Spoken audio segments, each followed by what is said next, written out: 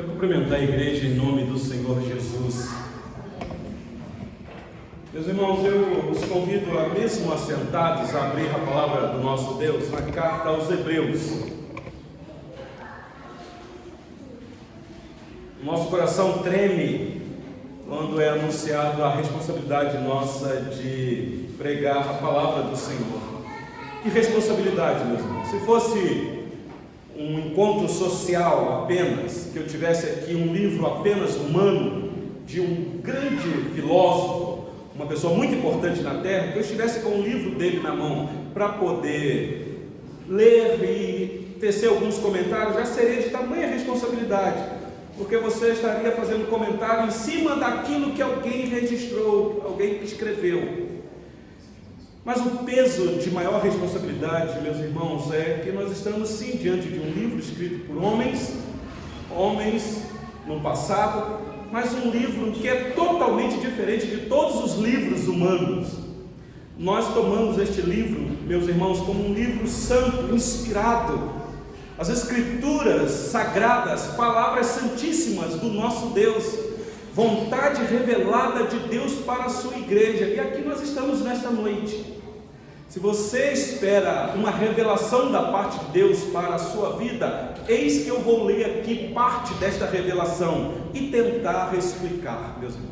Então é uma responsabilidade, nosso coração teme. E de fato, como o irmão apresentou aqui, é uma pregação que se dá no ensino, porque é isso que o pregador faz.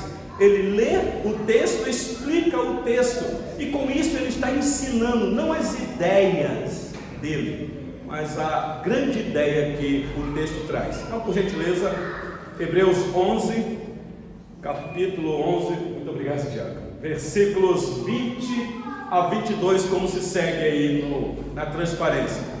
É a continuação expositiva deste capítulo, ou deste livro, meus irmãos. Então, a igreja que já está nos acompanhando, sabe que o assunto que nós iremos tratar aqui, hoje, é a continuação de um assunto que está sendo tratado. Então, para você que está aqui a primeira vez, pode parecer um pouco estranho, mas a nossa oração é que o Espírito Santo do nosso Deus fale também ao teu coração, ouvindo a continuação aqui da mensagem.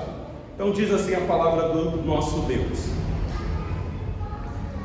pela fé, igualmente Isaque abençoou a Jacó e a Esaú, acerca de coisas que ainda não estavam para vir.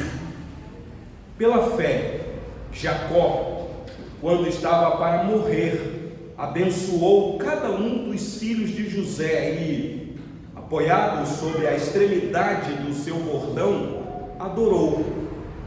Pela fé, José, próximo do seu fim, fez menção do êxodo dos filhos de Israel, bem como deu ordens quanto aos seus próprios ossos. Até aqui a palavra do nosso Deus, meus irmãos. Vamos orar mais uma vez nesse momento? Ó Deus, nós estamos diante de uma grande porção da revelação escrita do Senhor aqui. E esta palavra, Senhor, sabemos que é viva e eficaz. Ela é poderosa para penetrar no mais profundo do nosso ser e agir de maneira que só o Senhor pode agir. Esta noite, Senhor, quando o Senhor nos trouxe a este local, reunidos aqui estamos, ó Deus, na presença santa do Senhor. Fale aos nossos corações através desta revelação escrita, desta mensagem, especialmente deste texto. Ilumina nossa mente para compreender a vontade do Senhor. E também o nosso coração seja receptivo à palavra do Senhor, como um terreno fértil, quando a semente que é a palavra do Senhor será lançada, caindo no nosso coração, possa brotar, crescer e dar frutos para a glória do Senhor. Assim eu clamo por mim e pelos meus irmãos que aqui estão, orando assim no nome do Senhor Jesus. Amém. Meus irmãos, nós estamos com a igreja expondo a carta aos Hebreus, porque nós entendemos que os dias que nós estamos vivendo são dias difíceis. São os últimos dias, os dias quando, especialmente na nossa sociedade, aqui na nossa nação brasileira, especialmente na nossa cultura, As pessoas, ainda que se dizem cristãs nominalmente, não atentam para a profunda gravidade que esta fé que nós abraçamos traz para a igreja. Não é uma fé simpática ao mundo. O nosso compromisso com o nosso Deus é um caminho difícil, espinhoso, apertado, mas é o caminho que conduz à salvação, à vida eterna. O Senhor Jesus já deixou isso bem claro. E o objetivo nosso de fazer uma exposição desta carta, quem aqui já acompanhou a exposição, desde o capítulo 1 até aqui, na metade do capítulo 11, já estamos caminhando para o final, tem visto que o autor desta carta, que nós não sabemos quem é, eu não ainda cheguei a uma conclusão exata, tenho as minhas suspeitas de quem seja, ele tem uma única intenção quando escreve esta carta. A intenção é: eu quero atingir a mente de um público que conhece demais a fé dos antigos, das Escrituras, especialmente o Antigo Testamento. Então aqui a carta é escrita para judeus.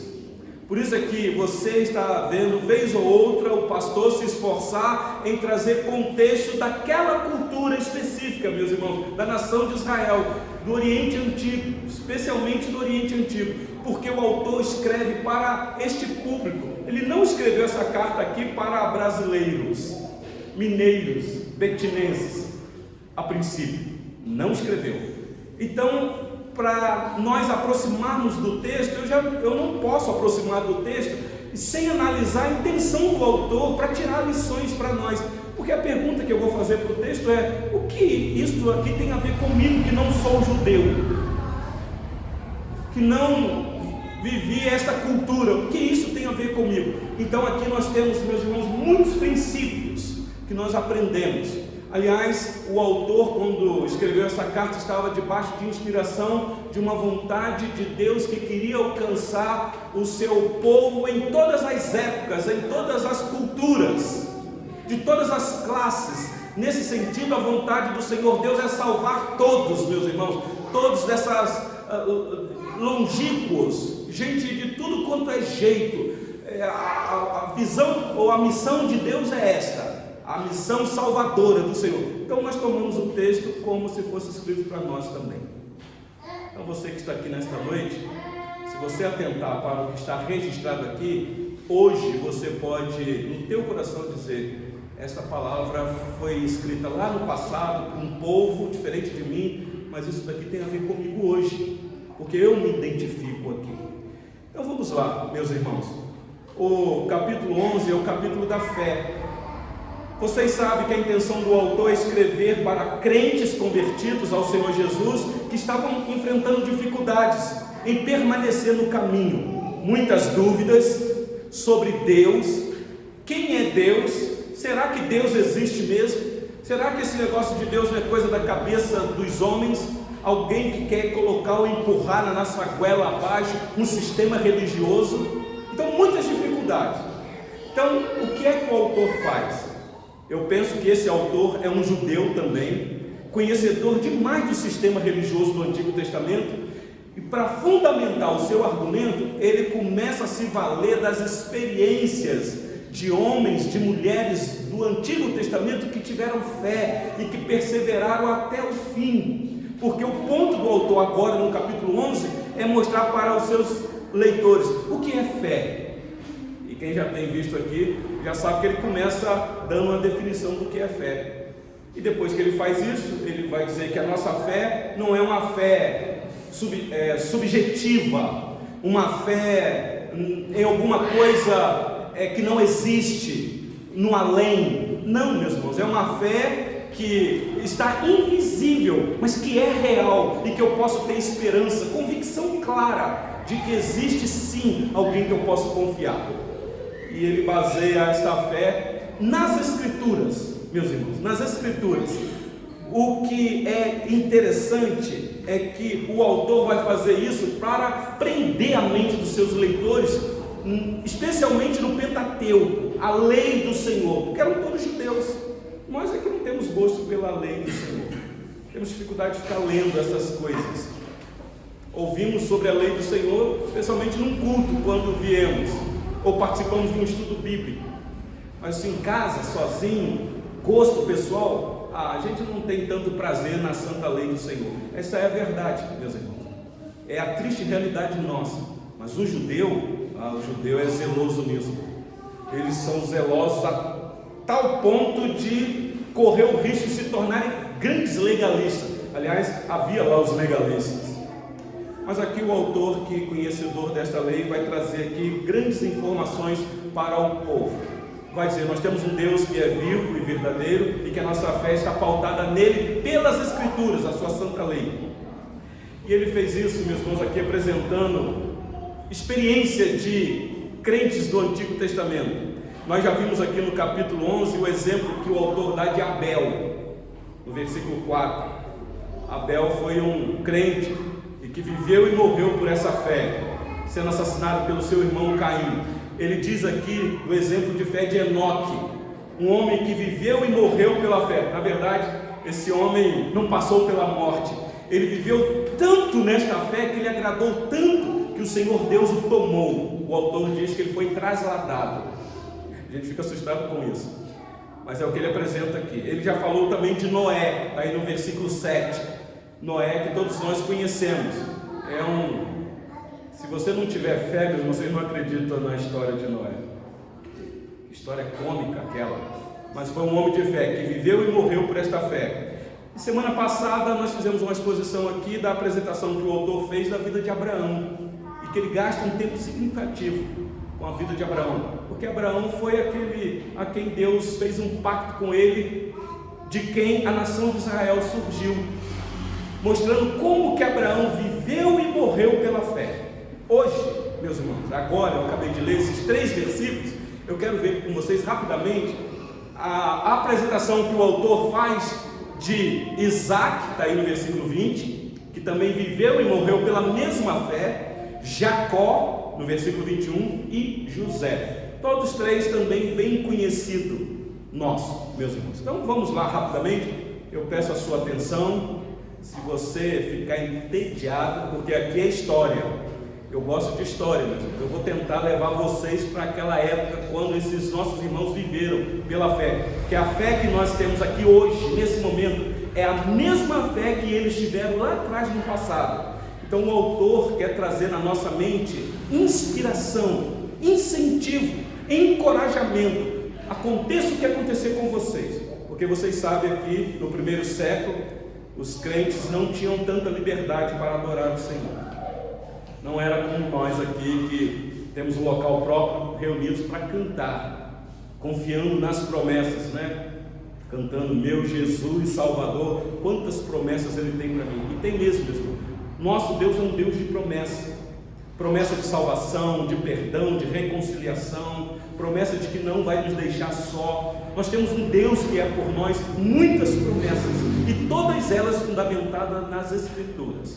Então eu quero ver com vocês aqui o exemplo desse servo do Senhor. Olha para a sua Bíblia rapidamente, o versículo 20, por gentileza. Ele diz assim no versículo 20: pela fé, igualmente Isaac abençoou a Jacó e a Esaú acerca de coisas que ainda estavam por vir. Meus irmãos, vocês, quem está acompanhando aqui sabe disso. A palavra igualmente que aparece aí é porque o autor está fazendo aqui uma sequência. Eu não pude continuar o sermão de semana passada, senão ia ficar um sermão muito longo, e todo sermão muito longo pode correr o risco de ficar um sermão chato. Então nós paramos apenas na vida de Abraão, mas o relato continua. Por isso aí que ele diz aqui, ele diz assim: Abraão, pela fé, quem lembra do sermão passado, viu, fez isso, fez aquilo outro, peregrinou pela terra, aconteceu muitas coisas, e agora ele diz, pela fé igualmente, ou seja, igual a Abraão, Isaac também fez algumas coisas. E o autor aqui vai mencionar uma coisa que Isaac fez e que foi tomado como exemplo de fé. Meus irmãos, preste atenção no detalhe aqui. O foco aqui é despertar em nós, meus irmãos, testemunho de vida que vai ficar na história. O ponto é, esses homens deixaram um legado, um exemplo de fé, e está registrado aqui. A questão é, Que legado de fé nós vamos deixar para as futuras gerações, meus irmãos? Porque nós vamos morrer. Esses aqui, todos morreram, mas aqui estamos nós lembrando como esses homens viveram. A questão é, o que é que irão falar de nós daqui a 50 anos, meus irmãos? Eu digo isso porque, dando uma olhada aqui, eu sei que tem algumas crianças aqui, talvez a metade do que estão aqui, não sei, estou chutando para cima, ainda daqui a 50 anos estarão aqui. Mas eu tenho para mim que muitos dos que estão aqui nesta noite, daqui a 50 anos, não sei, mas daqui a 100 anos que o Senhor Jesus não voltar, o que é que vão falar? E aí eu já estou jogando para cima, pressupondo que daqui a 100 anos ninguém vai estar aqui, nem a Alice, que talvez seja mais nova que está aqui. É a Alice? Ou tem mais alguma outra criança mais nova? Não, acho que não tem não. Apesar que a perspectiva está melhorando, né, de vida, tem gente que está vivendo 100 e poucos anos. Mas se não vier uma outra terrível pandemia por aí, a questão é que legado de fé nós vamos deixar, meus irmãos. Então pensa aí um pouquinho, tá bom? Você que é pai, você que é mãe, você que é filho, você que é avô. Então o autor mexe com a nossa mente. E o exemplo de Isaac aqui é que Isaac abençoou Jacó e Esaú acerca de coisas que ainda estava por vir. Uma coisa é você abençoar alguém por aquilo que está aí presente, que você está vendo, que é tangível, você toca. Outra coisa é você abençoar a pessoa e falar assim: eu estou te abençoando porque grandes coisas estão por vir. Algo vai acontecer na tua vida. Meus irmãos, isso é fé. Isso é fé. Eu não vou ler aqui o texto, porque senão vai ficar muito demorada a mensagem. Mas este episódio aqui, meus irmãos, está registrado no livro do Gênesis, no capítulo 27. Eu só vou tentar resumir para você entender aqui, talvez você que não conheça muito a história de Isaac. O registro nos informa que Isaac estava perto de morrer. Ele queria abençoar o filho Esaú, que era o mais velho, o primogênito. Ele queria passar para Esaú a bênção que ele recebeu de seu pai Abraão. Se você lembra, Abraão recebeu de Deus as promessas de que herdaria uma terra, iria ter muitos filhos e que teria uma descendência abençoadora. Abraão, antes de morrer, meus irmãos, passou esta bênção ou esta promessa para Isaac e morre. Agora Isaac está próximo à sua morte. Ele então chama o seu filho mais velho, Esaú, e ele diz assim para Esaú: Esaú, meu filho, eu estou velho, já tenho a convicção do que vai acontecer comigo. Eu não sei o certo qual vai ser o dia da minha morte, mas eu quero que você tome de suas armas a tua aljava, o teu arco, saia ao campo. Esaú era caçador, meus irmãos, e apanha para mim alguma caça, e você depois volta e faz um cozido para mim, uma comida saborosa, muito gostosa, para eu apreciar. Traz para mim, eu vou comer, e depois então eu vou te abençoar, antes que eu morra. Esaú ficou feliz com aquilo ali.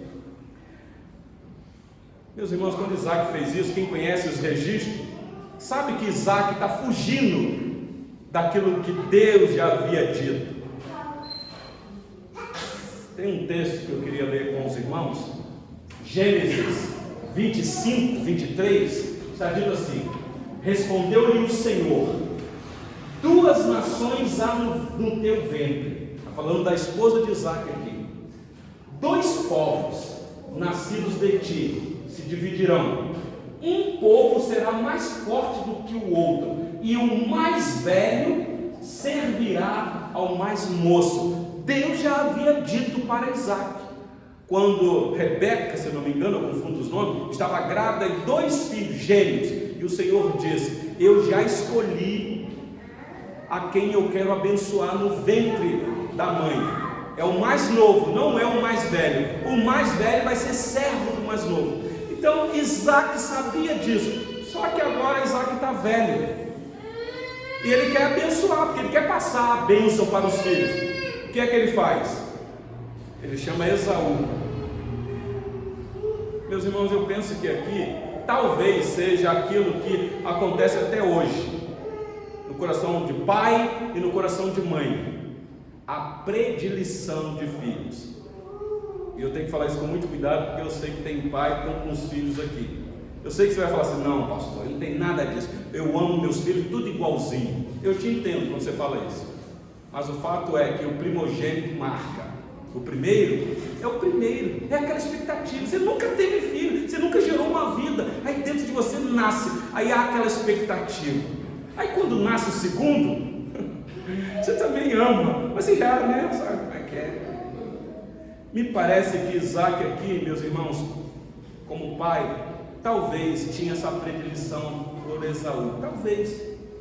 O tempo passou e parece que Isaac esqueceu o que Deus tinha dito, que era para abençoar o mais novo, Jacó, não Esaú. Então naquele dia, perto de morrer, ele diz a Esaú: Esaú, prepara rápido a comida. Ou Isaac tinha esquecido, ou ele aqui estava dando uma de desentendido, meus irmãos. Esaú sai e vai para casa. O texto nos informa lá que a mãe estava ouvindo a conversa do pai com o filho, e a mãe era mais prudente do que o pai. Ela falou assim: o quê? Vai abençoar Esaú? Não, está errado, não é assim não. Meus irmãos, e vocês sabem o que é que aconteceu? A mãe chama o Jacó. Jacó era um menino de casa, gostava de ficar em casa e gostava de cozinhar. Não tem problema nenhum com o homem que cozinha, a gente tem que aprender a cozinhar para se virar. Mas me parece que Jacó gostava muito de cozinhar. Tem um episódio que diz que uma vez Jacó está em casa cozinhando e Esaú está no mato caçando, e ele acha que naquele dia não pegou muita coisa, e ele chega em casa morrendo de fome. E aí de repente ele vê que Jacó tinha feito ali uma comida muito cheirosa, saborosa, e ele falou: que fome. E a gente lê aquele texto e a gente fica assim: mas qual o problema do irmão pedir um pouco de comida para o outro? Mas ali, meus irmãos, Jacó, você sabe o que significa o nome Jacó, daqui a pouco eu vou explicar, aproveitou a oportunidade. Gênesis 25, versículo 31 diz assim: disse Jacó: vende-me primeiro o teu direito de primogenitura, porque por direito ele era o primogênito mesmo, mas só que Deus já havia dito que a bênção da primogenitura não seria de Esaú. Mas Jacó aqui falou assim: eu quero as coisas dos mínimos detalhes, você me passa. E você sabe o que é que aconteceu? Ele passou a primogenitura para Jacó. Então, meus irmãos, aqui a coisa está acontecendo de uma maneira assustadora. Mas a mãe chama Jacó e fala: Jacó, você tem que ser esperto, mais do que você já é, meu filho. Seu pai está velhinho, gagá, quer abençoar o seu irmão. Então você faz o seguinte: ele já disse que quer abençoar Esaú, e você sabe como é que é Esaú. Esaú é peludo, Esaú tem uma voz diferenciada. Você faz o seguinte: vai lá no curral, mata uma cabrita, faz um cozido, você é especialista nisso, bem gostoso, e traz para o seu pai. Mas você pega a pele do cabrito lá, amarra nos braços, porque o teu pai está cego, ele não está conseguindo ver. Ele vai te tocar. Quando ele tocar, ele vai ver que você é peludo. Vai fazer: esse é Esaú. E meus irmãos, a história nos mostra que foi exatamente isso que aconteceu. É triste demais. Um erro não justifica outro erro. Mas quem estava pela manhã aqui acompanhou a exposição da genealogia do nosso Senhor Jesus Cristo. Na árvore genealógica do Senhor Jesus tem gente que cometeu cada atrocidade. A gente fica pensando assim: meu Deus, essa gente que faz parte da família do Senhor Jesus? Mas que lá atrás cometeu grandes coisas terríveis que o Senhor Deus transformou em bem, em bênção. Então o que aconteceu ali é que Isaac, obrigado por Deus, porque a vontade de Deus vai se cumprir, abençoa Esaú, que estava camuflado, se fazendo, abençoa Jacó, camuflado de Esaú. Isaac teve que abençoar não sei se é por mal, mas Deus quis que ele abençoasse. Mesmo quando Deus quer agir, ninguém impede, e usa os meios dele. Aliás, é muito triste a história de Esaú, porque se você der uma olhadinha aí em Hebreus, olha aí, Hebreus 12, versículo de número 16. Olha quem era esse rapaz aqui, meus irmãos. Hebreus 12, 16 diz assim: nem haja algum impuro ou profano, como foi Esaú, o qual por um repasse vendeu o seu direito de primogenitura. O autor aos Hebreus identificou Esaú como um profano, como um impuro, e ele faz isso por causa da ação de Deus. Por isso é que o Senhor Deus permitiu Isaac, mesmo sendo enganado, abençoar Jacó no lugar de Esaú. E meus irmãos, o relato vocês já conhecem. Quando o pai descobre que abençoou o filho que ele não queria, ele até estremece. Tiago, acho que esse texto também está aí. Você veja para mim primeiro. Eu acho que está. Gênesis 27, 32. É o 32 e o 33. Perguntou Isaac, seu pai: quem és tu? Aqui já é o episódio quando Esaú volta com a caça e com a comida. Isaac já tinha abençoado Jacó. Aí chegou Esaú, pouco tempo depois. E aí ele pergunta: quem é você? Aí ele diz: sou Esaú, teu filho, o teu primogênito. Respondeu, mas ele já tinha perdido a primogenitura. O versículo 33 diz assim: então estremeceu Isaac de violenta comoção e disse: quem é, pois, aquele que apanhou a caça e me trouxe? Eu comi de tudo antes que viesses e o abençoei, ele será abençoado. Ou seja, abençoado está e abençoado ficará, não tem como mais. E o relato que se segue desta história, meus irmãos, é tenebroso. Esaú, que era profano, impuro, ficou furioso, procurou o irmão a todo custo para querer matar ele. A história você já conhece. Pois bem, meus irmãos, o autor da carta aos Hebreus traz esse relato para nós, para mostrar que mesmo no finalzinho da vida de Isaac, já prestes a morrer, abençoou Jacó, porque Isaac viveu pela fé, mesmo que no finalzinho da vida Isaac deu uma vacilada, porque Isaac, meus irmãos, é tipo daquele homem que não tem muita iniciativa. Se você olhar a história de Isaac era um homem pacato demais, um homem tacanho demais, um homem que não tinha muita iniciativa, mas era um patriarca. Então, em que consistiu a fé de Isaac? Meus irmãos, quando nós lemos o texto aqui, nós entendemos que a vontade de Deus se cumpre, que nós temos que permanecer fiel a Ele, atentar para a lei de Deus, mesmo quando nós queremos fazer aquilo contrário à vontade de Deus. Deus vai cumprir a vontade dele, meus irmãos. O autor aqui nos mostra isso. Esaú chegou da caça, mas o pai abençoou Jacó. Isaac disse: eu abençoei, está abençoado. É nisso que consistiu a fé de Isaac. Ele creu que Deus agiu naquelas circunstâncias para abençoar Jacó. Pois bem, Isaac morre. E agora então vamos para a história rapidinho de Jacó. Versículo 21, rapidinho, olha aí na sua Bíblia. Hebreus 11, 21. Pela fé, Jacó, quando estava para morrer, abençoou cada um dos filhos de José e, apoiado sobre a extremidade do seu bordão, adorou. Meus irmãos, esse episódio aqui também está registrado no livro do Gênesis, capítulo 48. Depois vocês leiam lá, 47 e 48. Mais uma vez, eu não tenho tempo aqui de ler para vocês, porque, como eu disse, os leitores dessa carta tudo conheciam essa história. E não sei se vocês perceberam aqui, o autor vai usar apenas o finalzinho da vida de Jacó. O finalzinho da vida de Jacó é muito triste, meus irmãos. Jacó começou também a perder as vistas, estava para morrer. Avisaram José lá no Egito: José, o seu pai está prestes a morrer. E ele então toma os seus dois filhos, Efraim e Manassés, e leva lá para ver o pai. E quando chega lá, o pai já estava debilitado. O pai se esforçou e sentou na cama para receber o seu filho José. E cá para nós, meus irmãos, José era o filho queridinho de Jacó. Vocês conhecem a história. Era o predileto de Jacó, o filho do amor. Chega José lá com seus dois filhos. Jacó fica maravilhado, fala assim: olha, eu nem esperava mais te ver, meu filho, e você ainda traz os seus dois filhos. e aí ele abraça os dois meninos, coisa de avô, né? E beija os meninos e abraça e chora ali, um momento muito de comoção. E de repente José começa a conversar com o pai, e o episódio que se segue, meus irmãos, é o pai de José, para abençoar agora não José, mas abençoar os filhos de José.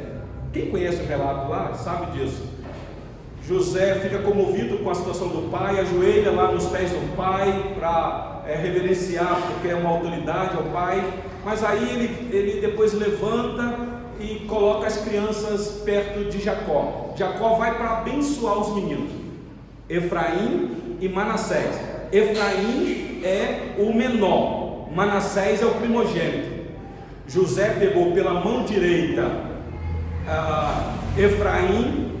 Manassés e Efraim pela mão esquerda, e colocou lá no pai, levou para o pai, deu o primogênito para o pai abençoar, e levou o menor para receber a bênção depois.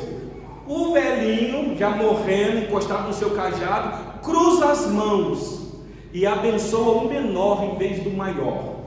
José viu aquilo e falou assim: está errado, papai está cego, não está vendo. Pai, o senhor está abençoando o menino errado, o primogênito é esse daqui, que era o Manassés. Jacó falou assim: não, meu filho, eu também vou abençoar o Manassés, mas a bênção que eu quero passar, que eu recebi do teu avô Isaac e do teu bisavô Abraão, é para Efraim, porque Deus escolheu ele para dele fazer um grande povo. Meus irmãos, o que é interessante, se você vê dos 12 patriarcas, dos filhos de Jacó, você não tem uma tribo de José, mas você tem uma tribo de Efraim que vem. O que é interessante, meus irmãos, que o autor nos mostra aqui, que a fé de Jacó se percebe nisso aqui, que ele abençoou e transmitiu aos seus filhos e netos a promessa, porque depois que ele abençoou os netos, ele abençoou José e abençoou os outros filhos dele. É só você ler lá o registro. E ele adora, diz aí, né, o finalzinho do versículo 21, apoiado sobre a extremidade do seu bordão, adorou aqui, adorar, já cansado, já velho, inclinado no seu bordão. Meus irmãos, isso mostra que a fé que nós abraçamos é uma fé até o final, ainda que você cansa, mas você não pode cansar desta fé. Talvez mostrando aqui que a vitória é para aqueles que perseveram até o fim, é ser fiel até a morte, seja morrer velhinho ou morrer por causa dessa fé. Então consiste nisso, que o final, aliás, é isso que o autor faz, mostrar para os seus leitores que a verdadeira fé te leva até o fim. Não desiste, porque esses irmãos queriam desistir da fé. É igual hoje, não são poucos que desistem. Falar, esse negócio de crente, esse negócio de seguir Jesus, não dá não, é muita abnegação, eu tenho que negar muita coisa, muito não, e desiste e vai curtir o mundo. O que o autor está mostrando vale a pena, apesar do cansaço, apesar das grandes dificuldades. Jacó enfrentou uma crise de fome, 7 anos de fome, vocês lembram disso? Foi lá para o Egito, mas permaneceu até o fim. E por último, ele vai aqui registrar a fé do próprio José. Olha aí comigo o versículo 22, meus irmãos, caminhando para o final. Versículo 22 diz assim: pela fé José, próximo do seu fim, fez menção do êxodo dos filhos de Israel, bem como deu ordens quanto aos seus próprios ossos. Presta atenção nesse daqui, meus irmãos. Agora a fé do próprio José. Vocês perceberam que ele está mostrando o finalzinho desses homens de fé. O episódio aqui está lá em Gênesis 50, o último capítulo de Gênesis, depois vocês leiam lá. Em resumo, o que aconteceu foi o seguinte: José está no Egito, vocês conhecem a história. Ele está lá com todos os seus irmãos. Aliás, quando Jacó morre, os irmãos ficaram preocupados, falaram assim: e agora José vai vir para cima da gente, vai acabar com a gente, porque ele segurou a ira enquanto papai está vivo. Agora papai está morto, aí eles vão lá se submeter a José. E José falou assim: fica tranquilo, eu sei que vocês fizeram mal para mim, eu conheço o caráter de vocês, mas este mal que vocês fizeram a mim, Deus transformou em bem. Fiquem em paz no coração de vocês. Então, meus irmãos, Vários anos tinham se passado desde que o episódio de Jacó havia acontecido, ele morreu lá. Os filhos de Jacó foram para o Egito, conhecemos o relato. José, antes de ir para o Egito, o relato nos mostra que ele foi vendido como escravo, passou momentos terríveis sendo vendido como escravo, foi trabalhar na casa de uma pessoa muito importante. Lá ele foi acusado de adultério, parou na cadeia, ficou tanto tempo preso injustamente. Mesmo assim, lá na cadeia ele abençoou pessoas e as pessoas esqueceram dele, meus irmãos. O registro que nos informa que Deus estava com José. Deus não abandonou José em hipótese alguma, mesmo diante dessas circunstâncias difíceis. E aí José agora é governador do Egito, só que ele está prestes a morrer, e agora então ele chama os seus irmãos e faz duas coisas aqui. Primeiro, ele diz assim, ele vai lembrar os seus irmãos: olha, existe um Deus que nos guia, vocês sabem disso, eu estou aqui no Egito, providência da mão de Deus. Esse Deus é um Deus de promessas. Ele fez promessa para Abraão, para Isaac e para Jacó, nosso pai. E essa promessa passou para nós. Agora eu estou morrendo. Não esqueçam dessa promessa, porque essa promessa tem que se perpetuar. Meus irmãos, essa promessa chegou até nós hoje. A bênção de Abraão nos alcançou, meus irmãos. A mesma promessa. Muito bem, então lá no Egito ele conversa com seus irmãos e ele diz: olha, ainda que nós estamos aqui no Egito, mas essa terra não é nossa. Existe uma terra prometida. Deus prometeu que vai nos levar para lá.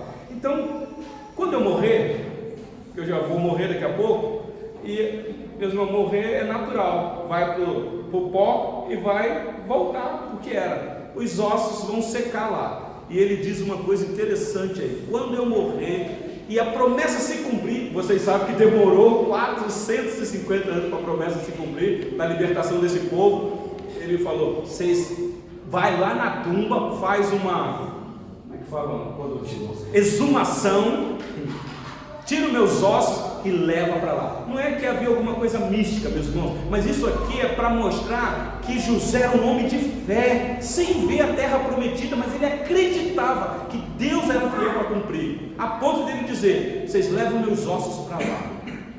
Meus irmãos, que coisa interessante.